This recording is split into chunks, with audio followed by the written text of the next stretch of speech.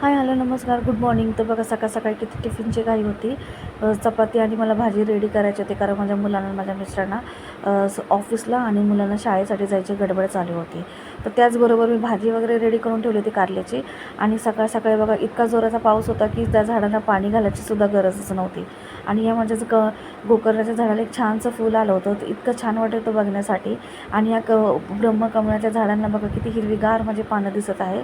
त्याचबरोबर तुळस आणि कांसुलीचं झाड इतकं सुंदर दिसत ना की त्यांची वाढ पण होत नव्हती, पण सध्या हळूहळू पाण्यामुळे त्यांची वाढ पण व्हायला लागली. तर हे ब्रह्मकमळ बघा, मला ॲटलिस्ट माझ्याकडे 3-4 असे ब्रह्मकमळाची झाडं आहेत. ते खूप छान वाटत होतं. त्याचबरोबर गरम पाणीसुद्धा त्याच्यामध्ये अजवाईन, जिरं आणि मेथीचं पाणी असं मिक्स करून मी गरम पाणी सकाळी उठल्याबरोबर घेत असते, कारण त्याने वेट लॉससाठी पण छान असतं आणि आपल्या पचनशक्तीसाठी खूप छान असतं.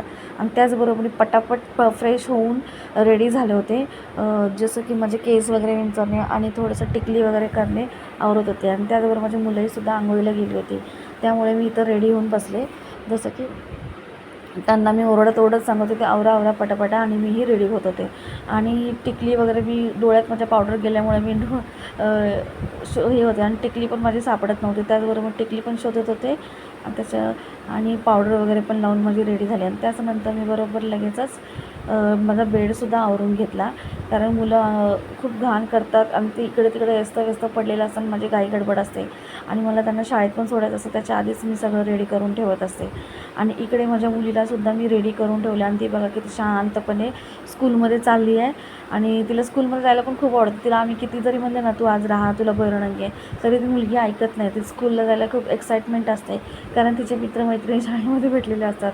आणि बघा ना, किती एवढ्या पावसातसुद्धा ती एकटी कशी चालते, माझा हात पण पकडत नाही. त्याचबरोबर माझ्या मुलाची बस पण येऊन गेली. तर बसमधून गेल्यानंतर मी लगेचच घरी आल्यावर झाडलोट वगैरे करून घेतली, कारण खूप मुलांनी कचरा, जसं की रक्षाबंधन वगैरे आणि आता कृष्ण जन्म वगैरे त्यांचा झाला, तर त्यांची कुठं बासुरीची, कुठं रस्सीच काढ, कुठे कायच काढ, चॉकलेटचे कागद इकडे तिकडे बेडच्या आसपास फेकून देतात ते सगळेजण. म्हणजे पूर्ण बेडच्या खाली, सोफ्याच्या खाली असं सगळं बसून व्यवस्थित क्लीन करावं लागतं, नाहीतर माझा हात पुसत नाही. आणि त्याचबरोबर लगेचच मी फरशी वगैरे पुसून घेतली. आणि फरशी कितीही जरी पुसली तरी मुलं काही व्यवस्थित ठेवत नाहीत, तरी पण 2-3 तास घर एकदम शांत आणि क्लीन राहतं. आता हे कपडे इतके पडले होते की त्याच्यासुद्धा मला घडी घालायची होती, आणि ती मुलं यायच्या आधी मला सगळं पटापट आवरून घ्यायचं होतं. आणि त्याचबरोबर आज गुरुवार असल्यामुळे मला कसं देवाची भांडी वगैरे पण क्लीन करायची होती. तर माझ्याकडे काय फार कमीच भांडी आहेत, जास्त करून 1-2 दिवे आहेत, ते पण छोटे छोटे असल्यामुळे ते काय लगेचच क्लीन झाले. आणि किचन ओटा क्लीन करून घेतला, भांडी वगैरे साफ करून घेतली. आणि इकडे माझी थोडीशी कढईमध्ये भाजी होती, कारण ती मला घासायची होती, पण मी